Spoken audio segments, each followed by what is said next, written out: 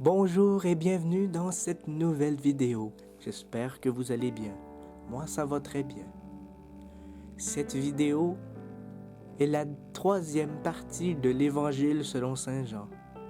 Nous sommes donc le dimanche de Pâques, le 9 avril. Je vous souhaite vraiment une joyeuse Pâques, une joyeuse résurrection. Que Dieu Tout-Puissant vous bénisse et vous donne tout ce que vous avez besoin pour cette année. Maintenant, sans plus tarder, je vous laisse pour la troisième partie de l'Évangile selon Saint Jean. Bonne vidéo et soyez bénis.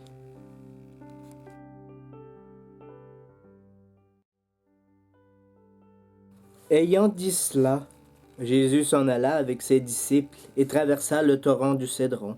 Il y avait là un jardin dans lequel il entra, lui et ses disciples. Or, Judas qui le livrait connaissait aussi l'endroit, car souvent Jésus s'était réuni là avec ses disciples. Judas donc, ayant pris la tête de la cohorte des gardes fournis par les grands prêtres et les pharisiens, s'y rendit avec des lanternes, des torches et des armes. Jésus, sachant tout ce qui devait lui arriver, s'avança et leur demanda « Qui cherchez-vous » Ils lui répondirent « Jésus, le Nazaréen. » Il leur dit « C'est moi. » Or Judas qui le livrait se tenait aussi avec eux. Quand il leur dit « C'est moi », ils reculèrent et tombèrent par terre. De nouveau il leur demanda « Qui cherchez-vous » Ils dirent « Jésus, le Nazaréen. » Jésus répondit « Je vous ai dit que c'est moi. Si c'est moi que vous cherchez, laissez ceux-là s'en aller. » Ainsi fut accomplie la parole qu'il avait dite « Je n'ai perdu aucun de ceux que tu m'as donnés. » Or Simon-Pierre, ayant une épée, la tira et frappa le serviteur du grand prêtre et lui coupa le lobe de l'oreille droite. Ce serviteur s'appelait Malchus. Jésus dit à Pierre, « Mets l'épée au fourreau.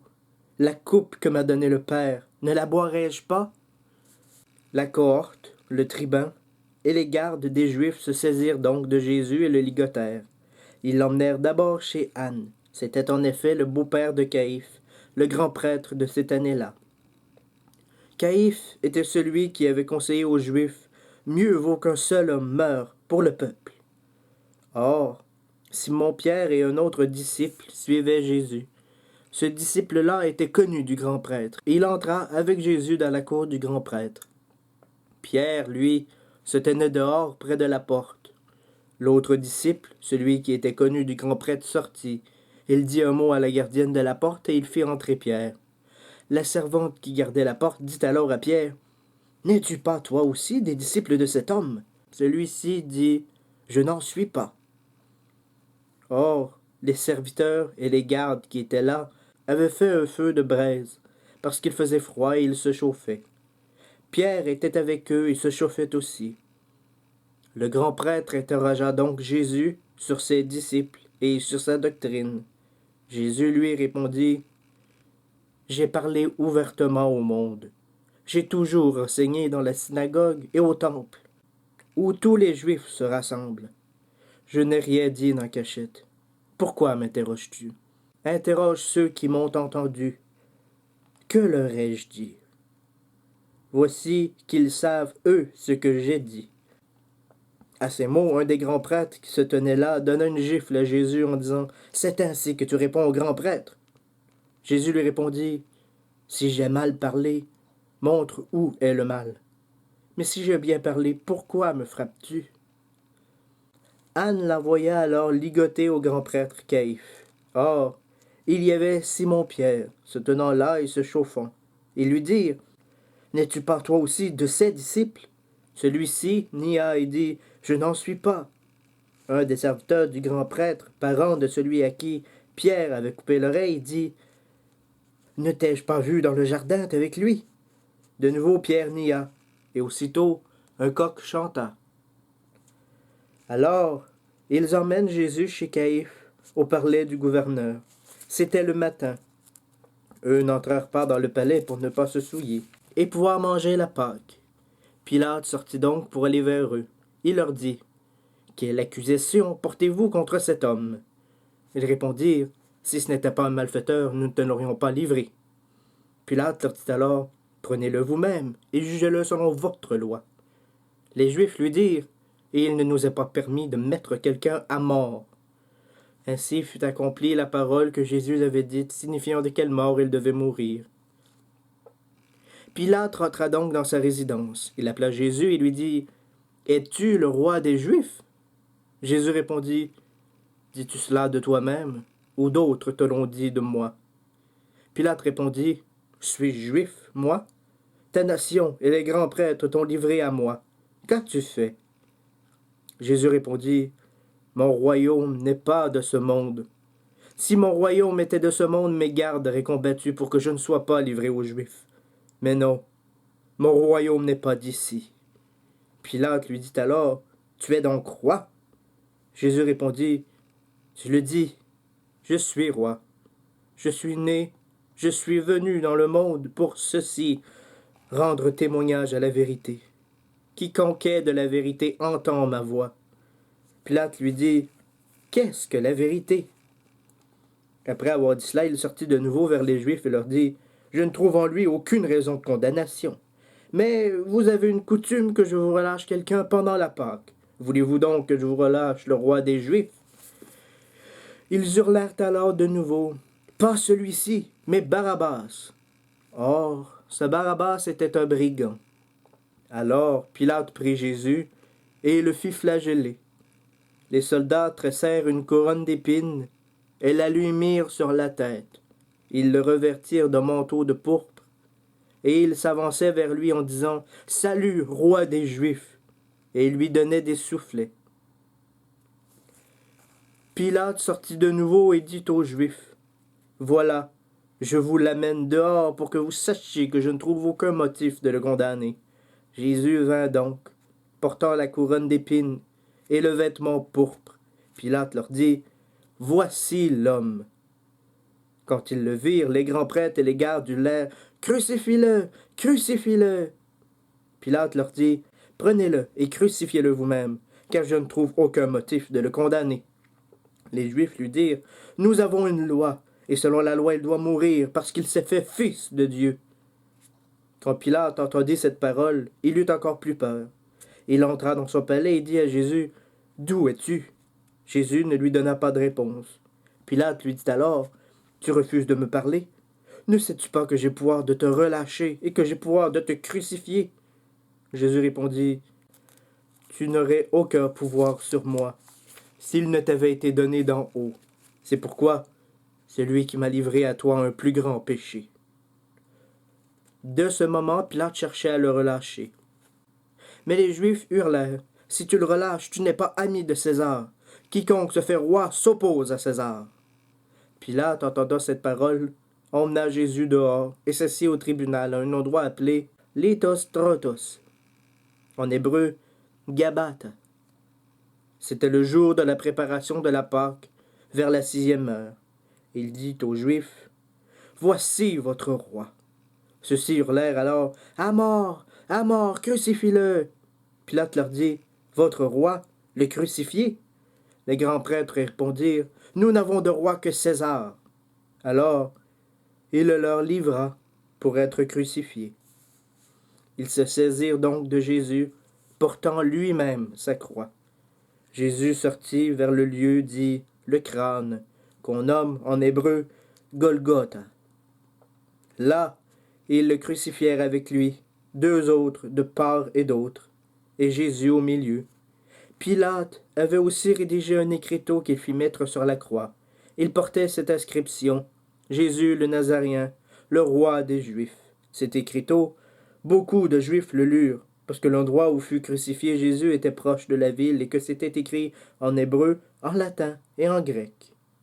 Les grands prêtres des Juifs disaient à Pilate, « N'écris pas « le roi des Juifs », mais cet homme a dit « Je suis roi des Juifs ». Pilate répondit, « Ce que j'ai écrit, je l'ai écrit. » Quand les soldats eurent crucifié Jésus, ils prirent ses vêtements et en firent 4 parts, une pour chaque soldat. Il y avait aussi la tunique. Or, cette tunique était sans couture, tissée d'une seule pièce, de haut en bas. Les soldats se dirent entre eux, « Ne la déchirons pas, mais tirons au sort à qui l'aura. Ainsi fut accomplie l'écriture qui dit « Ils se sont partagés mes vêtements, et sur mon habit ils ont jeté le sort. » Voilà donc ce que firent les soldats. Près de la croix de Jésus se tenait sa mère, les sœurs de sa mère, Marie, femme de Clopas, et Marie de Magdala. Jésus, voyant sa mère, et près d'elle, le disciple qu'il aimait, dit à sa mère, « Femme, voici ton fils. » Puis il dit au disciple, « Voici ta mère. » Depuis cette heure-là, le disciple l'a pris chez lui. Après cela, sachant que désormais tout était achevé, afin que fût accomplie l'écriture, Jésus dit, « J'ai soif. » Il y avait là un vase plein de vinaigre. Attachant une éponge imbibée de ce vinaigre à un rameau d'hysope, le soldat l'approchèrent de sa bouche. Quand il eut pris le vinaigre, Jésus dit, « Tout est achevé. » Inclinant la tête, il rendit l'esprit.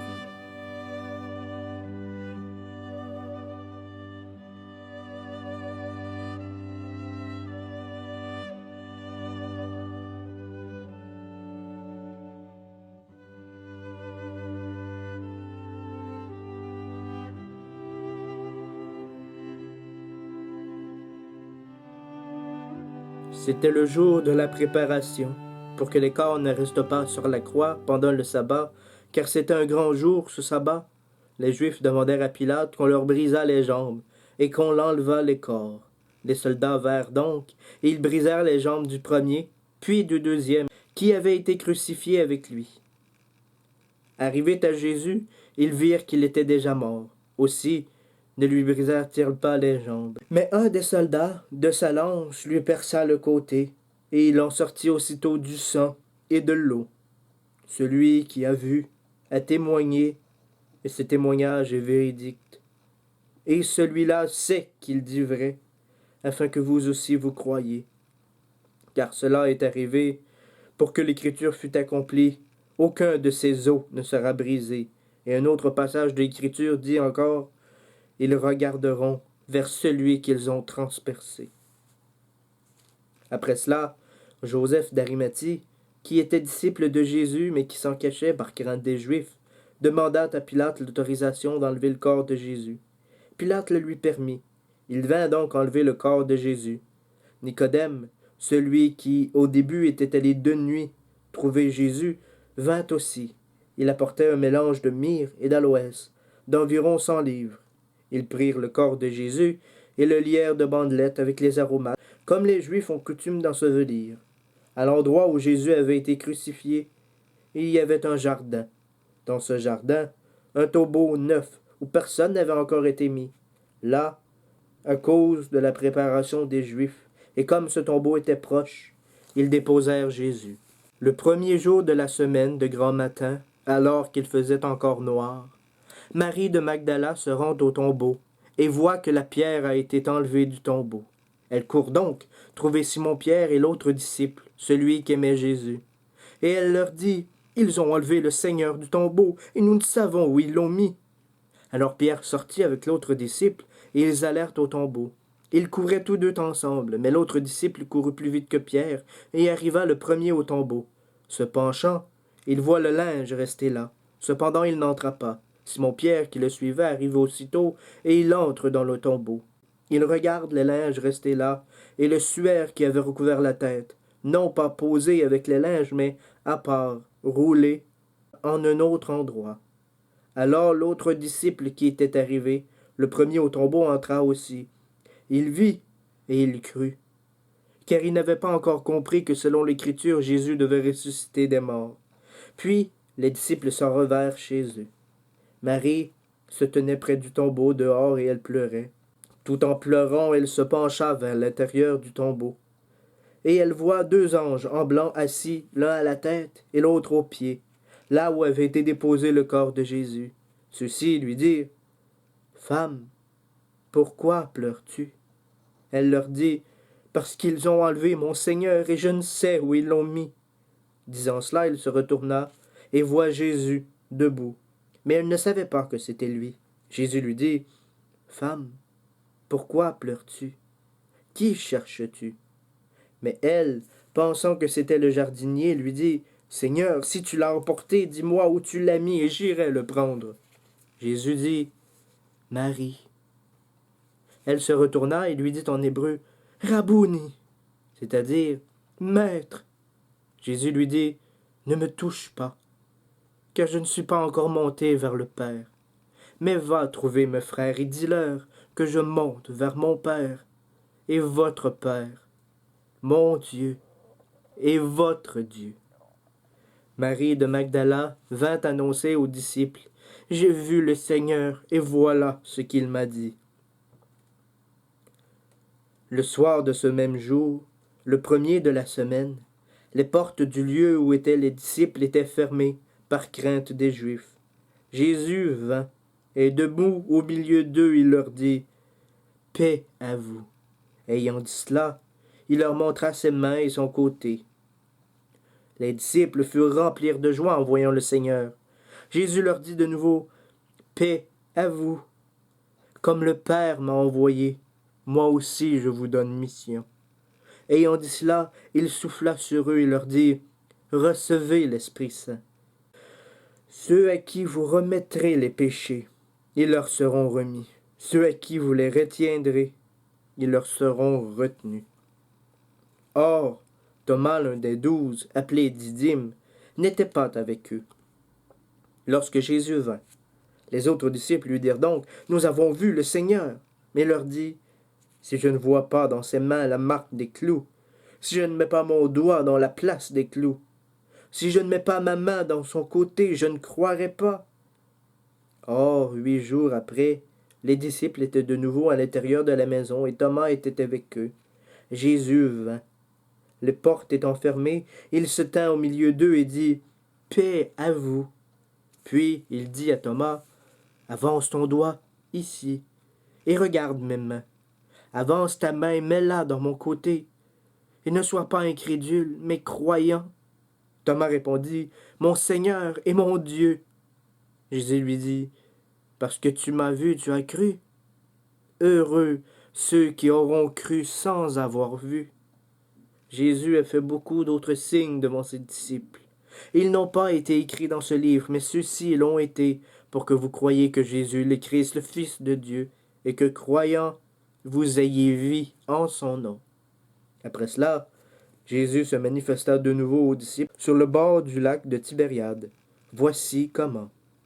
Simon-Pierre, Thomas appelé Didyme, Nathanaël, celui de Cana, en Galilée, les fils de Zébédée, et 2 autres de ses disciples étaient ensemble. Simon-Pierre leur dit, « Je m'en vais à la pêche. » Ils lui dirent, « Nous aussi, nous allons avec toi. » Ils sortirent et montèrent dans la barque. Mais cette nuit-là, ils ne prirent rien. Au lever du jour, Jésus se tint sur le rivage. Cependant, les disciples ne savaient pas que c'était Jésus. Il leur dit, « Les enfants, n'avez-vous pas quelque chose à manger? » « Non, lui répondirent-ils. Il leur dit, « Jetez le filet du côté droit de la barque et vous trouverez. » Ils le jetèrent donc, et ils n'étaient plus capables de le tirer, tellement il était plein de poissons. Le disciple que Jésus aimait dit alors à Pierre, « C'est le Seigneur. » Simon-Pierre, entendant dire « C'est le Seigneur », remit son vêtement, car il était nu, et se jeta à l'eau. Les autres disciples revinrent avec la barque, traînant le filet de poissons. Ils n'étaient en effet pas loin de la terre, à 100 de mètres. Quand ils furent descendus à terre, ils virent un feu de braise, avec de petits poissons posés dessus, et du pain. Jésus leur dit, « Apportez de ces poissons que vous venez de prendre. » Simon-Pierre remonta dans la barque, et tira le filet à terre plein de gros poissons, 153. Et bien qu'il en ait eu tant, le filet ne se déchira pas. Jésus leur dit, « Venez déjeuner. » Aucun de ses disciples n'osait lui demander, « Qui es-tu » sachant que c'était le Seigneur. Alors Jésus s'approche, prend le pain et le leur donne ainsi que le poisson. C'était la 3e fois que Jésus se manifestait aux disciples, depuis qu'il était ressuscité des morts. Quand ils eurent déjeuné, Jésus dit à Simon-Pierre, « Simon, fils de Jean, m'aimes-tu plus que ceux-ci » Et lui dit, « Oui, Seigneur, tu sais que je t'aime. » Il lui dit, paie mes agneaux. Il lui redit une deuxième fois, Simon, fils de Jean, m'aimes-tu? Il lui dit, oui, Seigneur, tu sais que je t'aime. Il lui dit, sois le berger de mes brebis. Il lui dit pour une troisième fois, Simon, fils de Jean, m'aimes-tu? Pierre fut attristé de ce qu'il ait pour la troisième fois demandé, m'aimes-tu? Et il lui dit, Seigneur, tu sais tout, tu connais que je t'aime. Jésus lui dit, paie mes brebis. Vraiment, vraiment, je te dis, quand tu étais jeune, tu nouais toi-même ta ceinture et tu allais où tu voulais. Lorsque tu seras devenu vieux, tu étendras tes mains. Et un autre te nouera ta ceinture et te mènera là où tu ne voudras pas. Il dit cela pour signifier par quelle mort Pierre glorifierait Dieu. Cela dit, il ajouta, suis-moi. Se retournant, Pierre vit derrière lui le disciple que Jésus aimait. Celui qui pendant le repas s'était penché sur sa poitrine et avait dit, Seigneur, qui est celui qui va te livrer? Le voyant, Pierre dit à Jésus, Seigneur, et celui-ci, qu'en sera-t-il de lui? Jésus lui dit, si je veux qu'il demeure jusqu'à ce que je vienne, que t'importe? Toi, suis-moi. Ce propos se répandit donc chez les frères. Ce disciple ne meurt pas. Or Jésus ne lui avait pas dit, et il ne meurt pas, mais si je veux qu'il demeure jusqu'à ce que je vienne, que t'importe? C'est ce disciple qui témoigne de ces choses et qui les a écrites. Et nous savons que son témoignage est vrai. Il y a encore beaucoup d'autres choses que Jésus a faites. Si elles étaient consignées une à une, je ne pense pas que le monde entier lui-même puisse contenir les livres qu'on en écrirait.